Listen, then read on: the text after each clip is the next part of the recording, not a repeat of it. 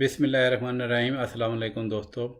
मैंने जो है पहले अभी स्ट्रोक पे बात की थी इससे पहले वाली वीडियो में, तो वो वीडियो काफ़ी लंबी होती जा रही थी, तो मैं आज इसका जो है ना दूसरा पार्ट बना रहा हूँ जिसमें मैं इस पे कॉम्प्लिकेशंस और जो है ना प्रिवेंशन वगैरह और ट्रीटमेंट डिस्कस करूँगा। अगर ये वीडियो भी लंबी होगी तो फिर शायद मुझे तीसरा पार्ट बनाना पड़े। एनीवेज़, वीडियो स्टार्ट करते हैं। तो जैसा कि पहले वैसे वीडियो में मैंने आपको जो है ना उसकी सिम्टम्स जो है ना कॉज और रिस्क फैक्टर बताए थे, तो आज जो है मैं इस वीडियो में मैं इसकी पहले तो कॉम्प्लिकेशंस आपको बताऊंगा कि मतलब क्या क्या जो स्ट्रोक होने से क्या क्या पेचीदगियाँ हो सकती हैं। इसमें ये होता है कि जो स्ट्रोक होता है कभी कभी एक तो इसकी जो कॉम्प्लिकेशन है वो टेम्परेरी भी हो सकती हैं या फिर परमानेंट डिसेबिलिटी भी हो सकती है। वो डिपेंड करता है कि जो आपका जो ब्रेन का जो है ना जो ब्लड सप्लाई वो कितनी देर तक रुकी रही है और जो है ना उसका जो ब्रेन का कौन सा एरिया इन्वॉल्व हुआ है। तो इसकी जो कॉम्प्लिकेशन में जब मैं इंडिविजुअली बता देता हूँ कि क्या क्या होती हैं। एक तो ये कि आपका जो जो जो फालिज आता है, बेसिकली फालिज का अटैक एक तरह का जब बंदे को किसी को बताया जाए तो एक तरह का वो मतलब ये होता है कि बंदा पैरालाइज हो गया है। ठीक है। तो उसमें ये होता है कि ज़ाहिर है पहला तो ये ना कि पैरालिसिस और जो ना आपकी जो आपकी जो मसल जो है हरकत करना जो है ना उसकी वो बंद हो सकती है। पैर मतलब ज़ाहिर है पैरालिसिस हो जाएगा तो वो इंसान उसका जो पार्ट जिसको पैरालाइज हुआ है तो वो हरकत नहीं कर सकता। तो आमतौर पे जैसे मैंने पहले बोला था कि एक एक साइड का पैरालिसिस होता है, या फिर यह कि कुछ कुछ कुछ मसल्स का जो ना वो आपका कंट्रोल ख़त्म हो जाता है। जैसे मिसाल के तौर पे आपके एक जो चेहरे के जो एक साइड जो इन्वॉल्व हो सकती है या फिर एक बाजू इन्वॉल्व हो सकता है। फिर यह कि इसके अलावा ये होता है कि आपको जो ना दूसरी कॉम्प्लिकेशन जो काफ़ी कॉमन इसमें होती है वो ये ना कि आपको बात करने में मुश्किल हो सकती है, या कोई चीज़ जब खाना खाते हैं तो स्वालो करने में मुश्किल हो सकती है। तो उसमें ये होता है कि जो आपकी जो ज़ाहिर है जब ये मसला होता है तो उसमें आपकी जो जो मसल जो माउथ में है वो जो है उसका उनका मतलब जो है ना वो उनका कंट्रोल गड़बड़ हो सकती है। और थ्रोट में ज़ाहिर है जो जो बोलने में और जो थ्रोट में जो स्वालो करने में मसल में होते हैं, तो वो अगर इफेक्ट हो जाए स्ट्रोक की वजह से तो फिर यह कि इंसान वो सही तरह बात नहीं कर सकता और जो है ना वो स्वालो भी नहीं कर सकता, और ज़ाहिर है वो खाना नहीं खा सकेगा सही तरह। फिर ये कि आपको लैंग्वेज में भी डिफ़िकल्टी हो सकती है, मतलब ये नहीं कि आप बोलने में मुश्किल हो सकती है या फिर समझने में भी किसी की बात समझने में भी ना सिर्फ मतलब बोलने में मुश्किल होती है, बात समझने में भी मुश्किल हो सकती है। इसके अलावा आपको पढ़ने लिखने में भी मुश्किल पेश आ सकती है। फिर तीसरी इसकी जो कॉम्प्लिकेशन वो है वो ये कि आपका मेमोरी लॉस, या फिर कोई इसकी चीज़ सोच रहे हो तो उसमें वो तो सोचने में मुश्किल हो जाती है। उसमें ये होता है कि काफ़ी लोगों को ये सामने आया है कि जब उनको कोई स्ट्रोक होता है तो उनका याददाश्त कमज़ोर हो जाती है, यानी मेमोरी लॉस हो जाता है।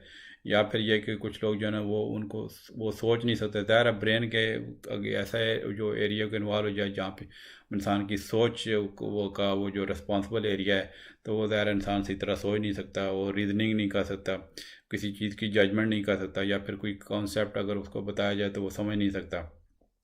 इसके अलावा तीसरी बड़ी कॉम्प्लिकेशन होती है इंसान की इमोशनल प्रॉब्लम हो सकती हैं। ये जो है ना मतलब जो है उनको डिफ़िकल्टी होती है अपने इमोशन कंट्रोल करने में, वो डिप्रेशन का भी शिकार हो सकते हैं। फिर यह कि एक और कॉम्प्लिकेशन ये होती है कि इसमें इंसान को जो है जिस जो पार्ट इन्वॉल्व हुआ है जो है मिसाल के तौर पे एक जो है ना अगर आपकी एक लेफ़्ट साइड की जो बाजू इन्वॉल्व हुआ है तो उसमें थोड़ा बहुत पेन हो सकता है, और उसकी जो है बड़ी अनकंफर्टेबल उसकी जो सेंसेशन हो सकती है। मतलब एक तो ज़ाहिर है उसकी सेंसेशंस जो है ना वो जो हसासियत वो ख़त्म हो जाती है, और फिर पेन भी इसमें के अलावा हो सकता है। फिर यह है कि इसके अलावा आपकी जो बिहेवियर में चेंज आ सकती हैं और आपकी सेल्फ केयर जो एबिलिटी जो है ना वो उसमें असर पड़ सकता है। तो वो मतलब जो है ना एक तरह के वो आइसोलेट हो जाते हैं, विड्रॉन हो सकते हैं, और आपका जो डेली जो आपकी जो एक्टिविटीज़ में ज़ाहिर है उस पर असर पड़ सकता है। तो ये तो मैंने कॉम्प्लिकेशन बता दी। अब मैं इसकी बताता हूँ कि इसको प्रिवेंट करने का क्या तरीके हैं। तो ये बहुत ही अहम मौजूद है मेरी सारी जो मेडिकल वीडियोस, क्योंकि उसमें ये कि कोई पार्ट आप स्किप नहीं कर सकते, क्योंकि ज़ाहिर मेडिकल की सारी चीज़ें इंपॉर्टेंट होती हैं। चलें मैं इसकी प्रिवेंशन बता देता हूँ। तो उसमें यह है कि जैसा कि मैंने पहले आपको रिस्क फैक्टर बताए हैं, तो आपको ये पता होने चाहिए कि फिर यह कि जो आपने डॉक्टर ने आपको रिकमेंड किया है तो आप कि आप हेल्दी लाइफस्टाइल अपनाएं, तो वो जो है आपकी ज़िंदगी मतलब बेहतर कर सकते हैं, मतलब प्रिवेंट करने में स्ट्रोक को। तो अगर तो अलर्ट से आपको स्ट्रोक या TIA मतलब ट्रांजिएंट इस्कीमिक अटैक हुआ है, तो उसके जो मैं अभी जो कुछ मैयर बताऊंगा उस पर अमल अमल करें, तो आप जो है ना सेकंड अटैक से मतलब आपको प्रिवेंशन आपकी हो सकती है। तो उसमें फॉलो अप केयर भी बड़ा इंपॉर्टेंट जो आपके हॉस्पिटल में रिसीव होता है। तो उसमें यह है ना कि जो आपकी जो जो इसकी बेसिकली स्ट्रोक को प्रिवेंट करने की जो स्ट्रेटजीज़ हैं वो तकरीबन वो वही हैं जो आपकी जो हार्ट डिजीज़ को प्रिवेंट करती हैं। तो हार्ट डिजीज़ जो है ना वो हार्ट अटैक पे भी मैंने बड़ी वो अच्छी वीडियोस बनाई हुई हैं, तो वो आप काइंडली वो ज़रूर देखिएगा, क्योंकि उसमें भी मैंने जो है जो उसकी मैनेजमेंट और प्रिवेंशन वो सारी बताई हैं। तो वो स्ट्रोक में भी तकरीबन वो यही टेक्निक है जो है, तो वो आप वीडियो हार्ट के बारे में जो है ना ज़रूर देखिएगा, जो हार्ट अटैक में मैंने बनाई है, उर्दू में भी और इंग्लिश में भी। तो इसमें फिर मैं आपको बता देता हूँ कि जो जो हेल्दी लाइफस्टाइल की रिकमेंडेशन में होता है कि आपको ज़रा अगर लट से कि ब्लड प्रेशर का अगर आप शिकार हैं, तो आपको हाई ब्लड प्रेशर मतलब आपको है, तो वो जो है बहुत इंपॉर्टेंट होता है उसको जो है ना कंट्रोल करना, क्योंकि ये हाई ब्लड प्रेशर एक बहुत बड़ी रीज़न है उसके जो स्ट्रोक की, मतलब बल्कि ये समझने की बहुत कॉमनेस्ट रीज़न है। तो अगर आपका ब्लड प्रेशर जो है कंट्रोल होगा, तो वो जो है ना आपको दोबारा से जो स्ट्रोक होने का ख़तरा कम हो जाएगा, या TIA का। तो उसमें जो भी आपकी जो हेल्दी लाइफस्टाइल चेंजेस हैं, जैसा कि मैंने पिछली वीडियोस में भी जो ब्लड प्रेशर की बात बताई हुई हैं, तो वो जो है अगर लाइफस्टाइल चेंजेस है या मेडिकेशन से आप अपना ब्लड प्रेशर कंट्रोल करेंगे, तो इसका आपका रिस्क हो जाएगा, रिस्क कम हो जाएगा मतलब। तो उसमें फिर ये कि आपकी जो अलर्ट से किसी का खून में चर्बी ज़्यादा है, कोलेस्ट्रॉल की ज़्यादती है, तो वो अगर आप उसका जो है उस पर कंट्रोल करेंगे, तो जो भी मतलब फ़ैट वाली चीज़ें हैं जिसमें कोलेस्ट्रॉल ज़्यादा होता है, ख़ास तौर पे जो सैचुरेटेड फ़ैट और ट्रांस फैट्स आते हैं, ठीक है, तो उसको अगर आप वो कम करेंगे, तो वो जो है ना आपका जो वाला जो आपकी जो आर्टरीज में फ़ैट डिपॉजिट को वो कम कर देगा, मतलब उससे ज़्यादा कमी कमी आ सकती है, तो वो फिर क्लॉट नहीं बनेंगे, तो फिर आपका ख़तरा जो है ना वो नहीं इतना होगा। तो अगर तो लेट से कि आपको डॉक्टर ने कोई रिकमेंड की हुई है मेडिसिन कोलेस्ट्रॉल कम करने की, तो वो ज़रूर इस्तेमाल करें। या अगर आपको इतना ज़्यादा प्रॉब्लम नहीं है, अगर डाइट से आपका कंट्रोल हो सकता है कोलेस्ट्रॉल, तो वो आप ज़रूर उस पर जो है ना वो जो ऐसी अच्छी डाइट इस्तेमाल करें, जैसे जो है ना मतलब जो जो भी मतलब जो अच्छी डाइट्स जो होती है, जैसे फ्रूट्स वगैरह, सब्जियाँ, ठीक है, और वो गोश्त बड़ा ख़ास तौर पे उस तरह ना खाएं, ठीक है, जिसमें फ़ैट डिपॉजिट का वो मतलब फ़ैट्स ज़्यादा होती हैं, कोई भी चीज़ जिसमें फ़ैट ज़्यादा होती हैं वो आप अवॉइड करें।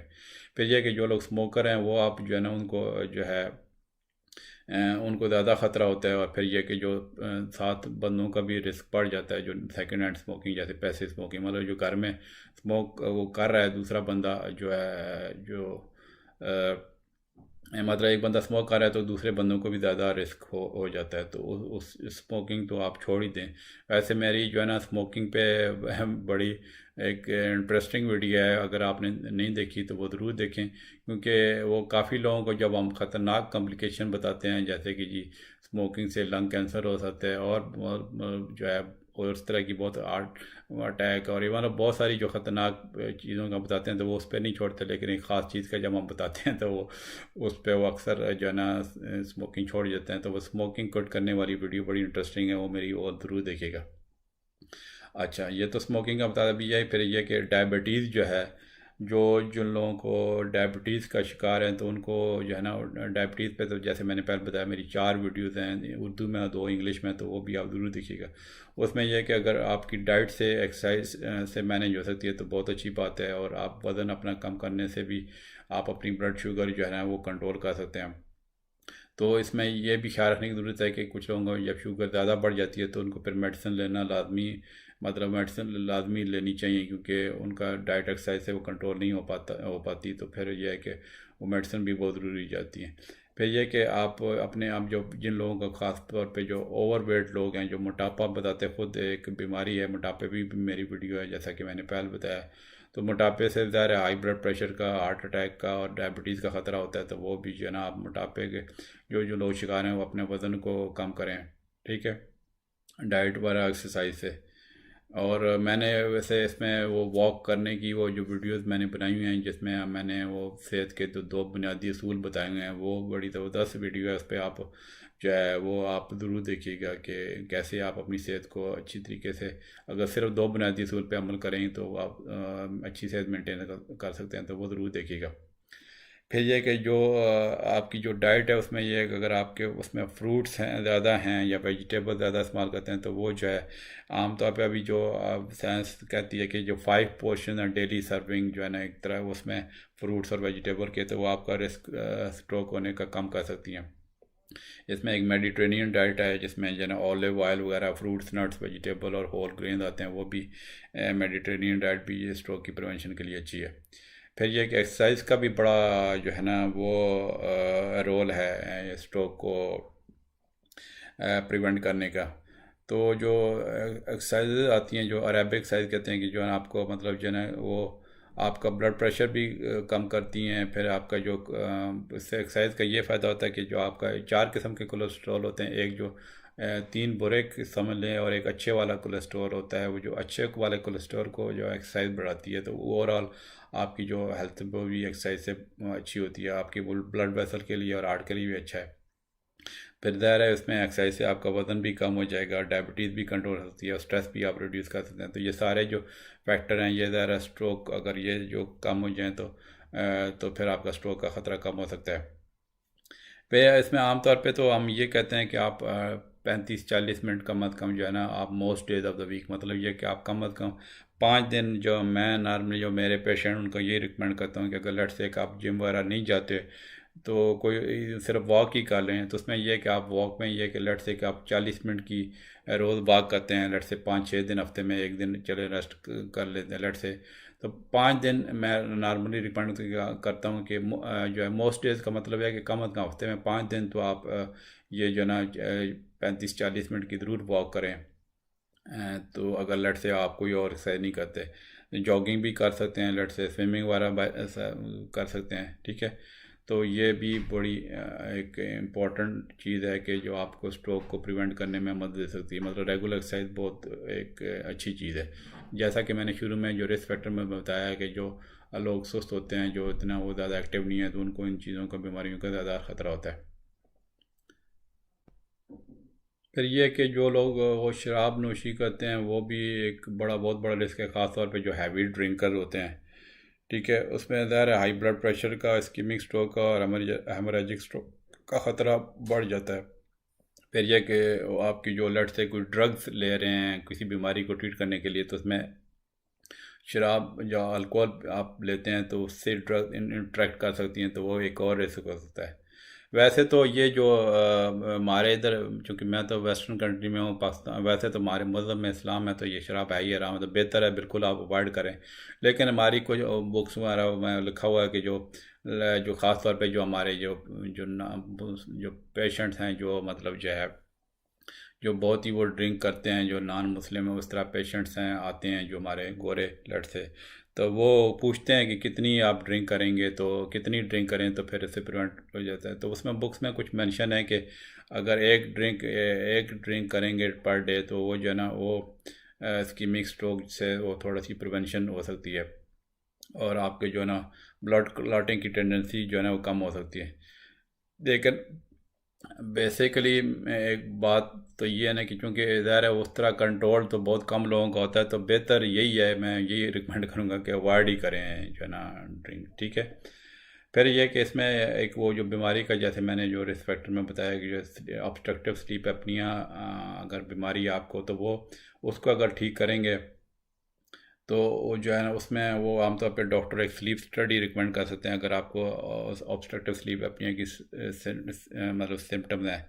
जिसमें क्या होता है कि ऑब्स्ट्रक्टिव स्लीप एपनिया पे भी इंशाल्लाह मैं वीडियो बनाऊंगा, जिसमें क्या होता है कि आपको जो थोड़े से पीरियड के लिए ना आपकी ब्रीदिंग स्टॉप हो सकती है, ख़ास तौर पे जो ना जब आप बंदा सो रहा है, मतलब वो रिपीटेडली छोटे छोटे वो एक तरह के वो आते हैं पीरियड जिसमें जो ना ब्रीदिंग आपकी स्टॉप हो सकती है।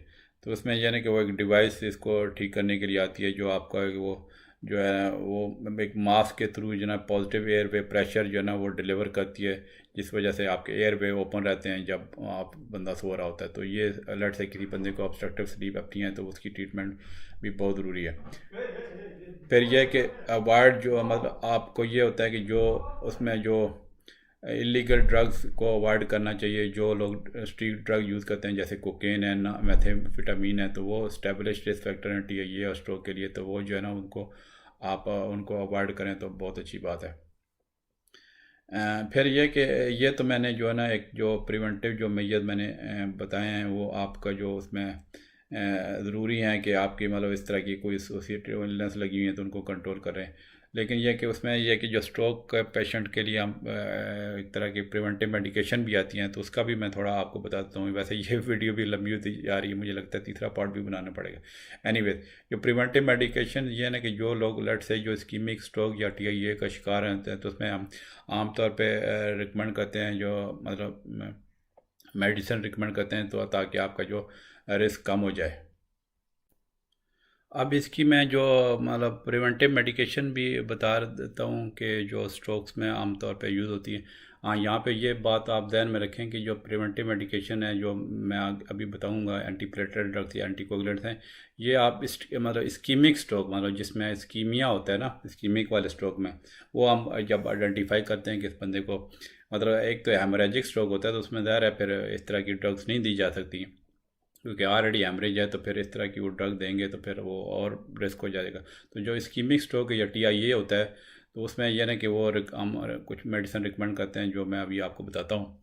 उसमें यह कि पहली जो ड्रग है वो जो है एंटीप्लेटलेट ड्रग्स, जो एस्प्रिन है उसका बहुत ज़्यादा मतलब इस्कीमिक स्ट्रोक की प्रिवेंशन में रोल है, क्योंकि जो प्लेटलेट्स बेसिकली जो होते हैं वो जो आपकी ब्लड में जो प्लेटलेट्स होते हैं, जो सेल्स होते हैं जो वो जो है बेसिकली वो क्लॉट बनाते हैं, ठीक है। तो जब एंटी प्लेटलेट ड्रग्स जो है ना उसको फिर वो क्लॉट जब हम देंगे तो वो उसकी क्लॉट की प्रिवेंशन हो सकती है, तो वो जो है ना वो आपको इससे बचत हो सकती है। तो जैसा कि मैंने बताया एस्प्रिन सबसे कॉमनेस्ट ड्रग है जो इसकी जो है ना इस्कीमिक स्ट्रोक की प्रिवेंशन में यूज़ होती है। फिर वो डॉक्टर आपको इसके मुताबिक वो आपकी जो मतलब जो कंडीशन उसके मुताबिक आपको वो डोज रिकमेंड कर देगा। फिर ये कि कोई जो है ना एक और ड्रग आती है जिसको जो एग्रीनॉक्स के नाम से, वो बेसिकली एक कम्बिनेशन है वो लो डोज एस्प्रिन का फिर या फिर एक एंटी प्लेटलेट ड्रग जो है ना डिस्पिरिडामोल आती है, वो इसका कम्बिनेशन है जो जो एग्रीनॉक्स के नाम से आती है। तो वो जो है ना वो भी आपकी ब्लड क्लॉटिंग का रिस्क कम कर सकती है। तो उसमें ये होता है कि आपको कभी कभी फिर यह कि कुछ डॉक्टर जो है ना वो जब आपको TIA या माइनर स्ट्रोक होता है तो उसमें यह है कि आपको एस्प्रिन के साथ साथ एक एंटीप्लेटलेट ड्रग आती है क्लोपिडोग्रेल के नाम से, जो प्लाविक्स के नाम से आती है, जो कुछ मतलब दिनों तक कुछ भी मतलब अरसे तक जो है ना आपको वो दे सकते हैं कि आपका जो है ना दूसरा स्ट्रोक का ख़तरा कम हो जाए, दूसरे में नेक्स्ट मतलब उससे, ठीक है। मतलब एक तरह की नेक्स्ट स्ट्रोक से प्रिवेंशन का ख़तरा कम करने के लिए ना हम ये एस्प्रिन जो और क्लोपिडोग्रेल जो है ना वो कुछ अरसे के लिए रिकमेंड कर सकते हैं। फिर यह कि अगर लट से कुछ लोगों को अगर एस्प्रिन कॉन्ट्राइंडिकेटेड है मतलब वो नहीं ले सकते तो सिर्फ क्लोपिडोग्रेल भी रिकमेंड कर सकते हैं। तो ये तो जो एंटी प्लेटलेट ड्रग्स का बता दिया। अब जन मैं एंटी कोगुलेंट्स जो ड्रग का भी बता देता हूँ इस्कीमिक स्ट्रोक में क्या उनका रोल है। ये जो है ना ये ब्लड क्लॉटिंग को ये जो ड्रग रिड्यूस करती हैं, और इसमें जो एक ड्रग आती है जो एपरन है वो फास्ट एक्टिंग है, ठीक है, और वो आमतौर पे शॉर्ट टर्म के लिए हॉस्पिटल के अंदर ही यूज़ होती है मतलब जब बंदा एडमिट होता है। फिर यह कि कुछ जो है स्लोअर एक्टिंग जो है ना वो एंटीकोगुलेंट्स हैं जैसे वारफेरिन हैं जो कुमाडोन और जेंटोवन के नाम से आते हैं, तो वो लॉन्ग टर्म के लिए यूज़ होती है, तो वो रिकमेंड कर सकते हैं। ये बड़ी पावर वारफेरिन जो है ना ब्लड को थिन करने के लिए बड़ी पावरफुल ड्रग है। तो इसमें यह ना कि बिल्कुल आपको जैसे प्रिस्क्राइब किए उसके मुताबिक वो लेनी पड़ती है। फिर ये इसमें कि इसके साइड इफ़ेक्ट भी हो सकते हैं तो उसको बड़ा एक तरह का मॉनिटर करना पड़ता है। तो वो आमतौर पे इसके लिए रेगुलर ब्लड टेस्ट करते हैं ताकि आपके मतलब वारफेरिन के जो साइड इफ़ेक्ट्स हैं उसके बारे में पता चलता रहे। फिर ये कि इसमें कुछ नई जो बहुत नई अच्छी ड्रग्स आ गई हैं जो ब्लड थिनिंग मेडिकेशन है, ठीक है, यानी एंटी कोगुलेंट्स हैं। तो उसमें ये होता है कि जो नई मेडिकेशन का भी कुछ मैं आपको नाम बताता हूँ। एक डेबी गैट्रन के नाम से आती है, डेबी गैट्रन जो है ना प्राडेक्सा के नाम से आती है। फिर रिवोरोक्स रिवारोक्साबैन जो जेरल्टो के नाम से आती है। बड़ी बड़ा मुश्किल नाम है, कभी कभी हम डॉक्टरों का भी मुश्किल पेश आती है बोलने में। एनीवे जेरल्टो के नाम से आती है, ये भी एक नई अच्छी ड्रग है।